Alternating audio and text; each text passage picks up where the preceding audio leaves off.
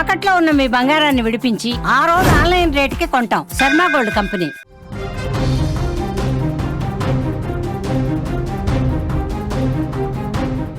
Breaking news చూస్తున్నాం. ఉప్పాడ సముద్రం అంతా కూడా అల్లకల్లోలంగా మారినట్లుగా తెలుస్తోంది.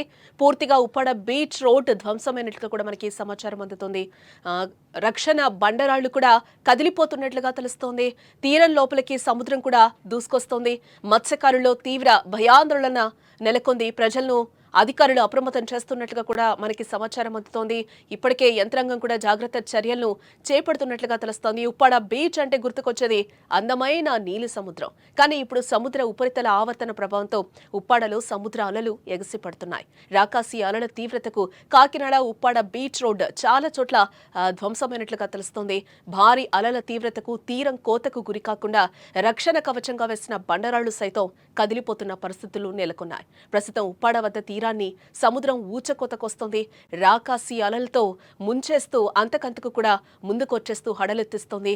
ఏ తీరంలోనూ లేనంతగా భయపెడుతూ వేల ఎకరాల భూములు ఇళ్లను కలిపేసుకుంటోంది. ప్రస్తుతం అక్కడి తాజా పరిస్థితులు అందించేందుకు మా ప్రతినిధి శ్రీనివాస్ లైవ్ లో అందుబాటులో ఉన్నారు. మరింత సమాచారాన్ని తెలుసుకుందాం. శ్రీనివాస్, ఉప్పాడ సముద్రం అల్లకల్లోలంగా కూడా మారినట్లుగా తెలుస్తుంది. మీ వెనకాల కూడా లైవ్ లొకేషన్ మేము చూస్తున్నాం. చాలా దారుణంగా ఉన్నట్లుగా తెలుస్తోంది. పరిస్థితి ఏంటి? మేడం, ఇక్కడ పరిస్థితి చూస్తే రాకాసి అలలు గత 3 రోజుల నుంచి కూడా ఉవ్వెత్తున ఎగసిపడుతున్నాయి. ఇక్కడ తీర ప్రాంతంలో నివసిస్తున్న ప్రజలైతే భయాందోళనకు గురవుతున్నారని చెప్పవచ్చు. 3 రోజుల నుంచి కెరటాల ఉధృతి చాలా తీవ్రంగా ఉంది. ఇక్కడ రక్షణగా మీరు గమనిస్తే కనుక కెరటాలు ఎగిసిపడుతున్న అలల తాకిడి నిమిషం నిమిషం కూడా ఏ విధంగా ఉంటుందనేది కూడా ఎవరు అంచనా వేయలేకపోతున్నారు.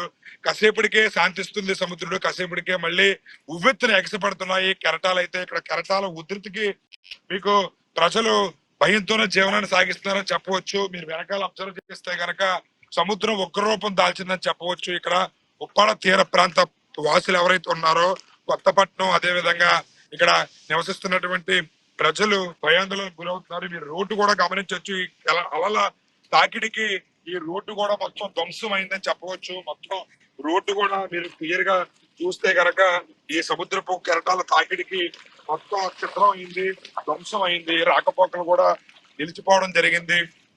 ఇక్కడ ఉప్పాడ వెళ్ళడానికి, కాకినాడ నుంచి ఉప్పాడ రావడానికి దారి ఈ రహదారి ఇది.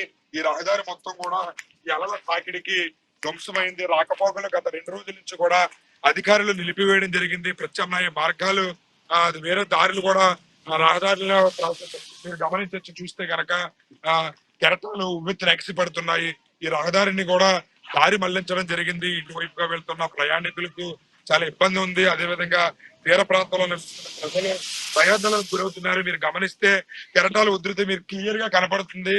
మన మీదకి చుచ్చుకుని వస్తున్నాయి కెరటాలు. ఇక్కడ రక్షణగా రాళ్లు ఏర్పాటు చేయడం జరిగింది.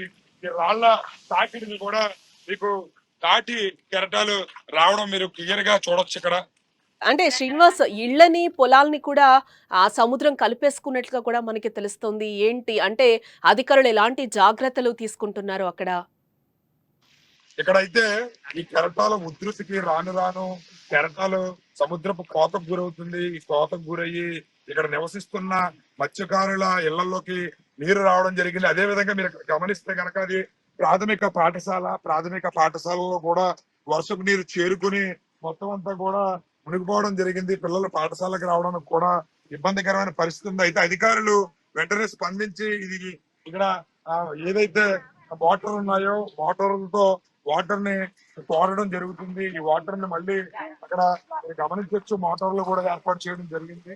వర్షపు నీరు, అదేవిధంగా సముద్రపు నీరుకి మొత్తం కూడా ఇక్కడ పాఠశాల ఏదైతే ఉందో అది ఈ పాఠశాల మొత్తం నిండిపోవడం జరిగింది. కొంత ఇక్కడ ప్రత్యామ్నాయ మార్గంగా వాటర్లు ఏర్పాటు చేయడం జరిగింది. ఆ వాటర్లతో ఇక్కడ ప్రవహిస్తున్న నీరుని మళ్ళీ తిరిగి సముద్రంలోకి పంపించి ప్రత్యామ్నాయ మార్గంగా కొంత వెసులుబాటు అయితే ఏర్పాటు చేయడం జరిగింది. పిల్లల ఇబ్బంది ఆటంకం కలగకుండా ఇక్కడ జీవిస్తున్న ప్రజలకు ఎటువంటి ఇబ్బంది తలెత్తకుండా వెంటనే తక్షణ చర్యలు అధికారులు చేపట్టడం జరిగింది. ప్రత్యామ్నాయ మార్గంగా వారిని పునరావాస కేంద్రాలకు కూడా తరలించేందుకు ఏర్పాట్లు చేస్తున్నారు అని చెప్పవచ్చు. అదే విధంగా మీకు ఇక్కడ పవన్ కళ్యాణ్ గారు డిప్యూటీ సీఎం గా ఉన్న సంగతి తెలిసిందే. దానిలో భాగంగానే ఇక్కడ ఆయన ఉప్పాడ గ్రామ ప్రజలకు తీర ప్రాంత వాసికలప్పుడు హామీ కూడా ఇవ్వడం జరిగింది.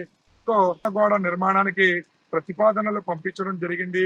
ఆ ప్రతిపాదనలు కేంద్ర ప్రభుత్వం సుముఖం కూడా వ్యక్తం చేస్తుంది. ఇక్కడ కాకినాడ ఎంపీగా ఉన్నటువంటి తంగెళ్ల ఉదయ్ శ్రీనివాస్ గారు కూడా మీకు ఈ కేంద్ర ప్రభుత్వం సంబంధించి ఇక్కడ గమనిస్తే కనుక కెరటాల ఉధృతి చాలా తీవ్రంగా ఉంది.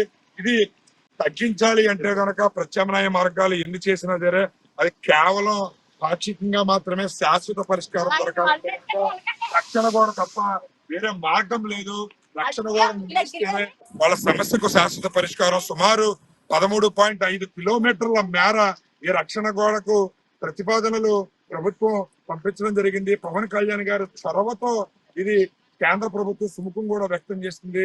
ఎట్టి పరిస్థితుల్లోని ఈ రక్షణ గోడ నిర్మాణం త్వరితగతిన పూర్తి చేసి వీళ్ళకి అండగా నిలబడాలి. మేము రోజు రోజు బిక్కుబిక్కుమంటూ జీవనాన్ని సాగిస్తున్నాము. ఏ రోజు ఏం జరుగుతుందో తెలియడం లేదు.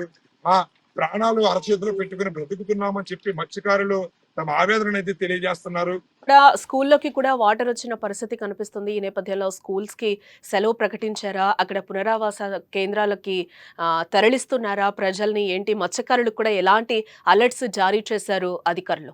అయితే స్కూల్ కి సెలవు ప్రకటించడం జరిగింది. అయితే ఈ రోజు సెకండ్ సాటర్డే సండే అవడంతో కూడా 2 రోజులు పాఠశాలకు సెలవు, గత 2 రోజుల నుంచి కూడా పాఠశాలకు సెలవు ప్రకటించడం జరిగింది. ఈ రహదారిని నిర్బంధించడం జరిగింది. ఎందుకంటే రహదారి మొత్తం కూడా ఈ అలల తాకిడికి ధ్వంసమైందని చెప్పవచ్చు. అదే విధంగా మత్స్యకారులను వేటకు వెళ్ళొద్దని చెప్పి అధికారులు ఆదేశాలు జారీ చేయడం జరిగింది. ఎక్కడికక్కడ జనం అందరూ కూడా ఇక్కడ భయం గుప్పిట్లోనే బ్రతుకుతున్నారు. పునరావాస కేంద్రాలకు కూడా తరలించడం అయితే జరుగుతుంది. ఎవరికైతే ఇబ్బందిగా ఉందో వాళ్ళందరినీ కూడా ఎటువంటి ఇబ్బంది తలెత్తకుండా తక్షణ చర్యలు కలెక్టర్ గారు కానీ లేదా ఆర్డీఓ గారు కానీ, ఇక్కడ జనసేన నాయకులు, జన సైనికులు, అదే విధంగా ఇతర తెలుగుదేశం పార్టీ నాయకులు కూడా ఇక్కడికి రావడం జరిగింది. నిన్న వర్మ గారు ఇక్కడ ఈ పరిస్థితిని చూడడానికి వచ్చిన తరుణంలో ఆయన కూడా ఈ కెరటాల తాకిడికి గురైన సంగతి తెలిసిందే. ప్రాణాపాయ పరిస్థితి నుంచి ఆయన బయటపడడం జరిగింది. ఇక్కడ గమనిస్తే చూడొచ్చు, ఇక్కడ యువత కూడా ఇక్కడికి రావడం జరిగింది. కానీ ఏదేమైనప్పటికీ ప్రమాద పరిస్థితులు చాలా తీవ్రంగా ఉన్నాయి. ఇక్కడ ప్రతి ఒక్కరూ కూడా జాగ్రత్తగా ఉండాల్సిన పరిస్థితి. ఈ కెరటాలు ఉవ్వెత్తున ఎగసి పడుతున్నాయి.